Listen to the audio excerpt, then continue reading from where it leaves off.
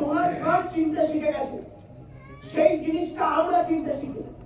যার কারণের জন্য আমাদের ডোনাল্ড ট্রাম্প যেটা বোঝে, এপিজে আব্দুল কালাম যেটা বোঝে, এপিজে আব্দুল কালাম বড় বড় করে সোসাইটির জন্য মেসেজ দিচ্ছে। কি মেসেজ দিচ্ছে? This is the 21st century business. যখন এই কথাটা আমরা শুনি, আমরা বইতে মোগল সাম্রাজ্যের পতনের কারণ লেখা থাকলে ওইটা মুখস্থ করার পিছনে বিরাট জোরালো থাকে। বইতে পাললিক শিলা কাকে বলে, আগ্নেয় শিলা কাকে বলে, এইসব দেখার জন্য আমরা বিরাট ট্যালেন্ট বানাই। এতটা এইসব ট্যালেন্টের পিছনে আমরা পড়াশোনা, এইসবের পিছনে আমরা খরচা করে দেব।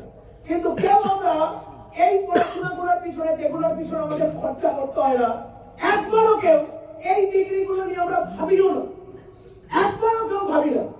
এপিজে আব্দুল কালাম বড় বড় করে একটা কথা বলে গেছে, this is the 21st century business which must be joined every young man and woman globally, otherwise you can never get best of your usage।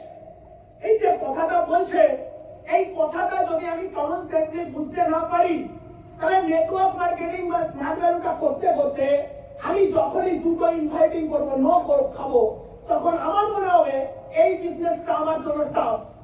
বিজনেসটা যদি তোমার জন্য টাফ হতো, তাহলে আজকের দিনে দাঁড়িয়ে বিল গেটস বলতো না, if I would be given a chance to start all over again, I would choose network marketing।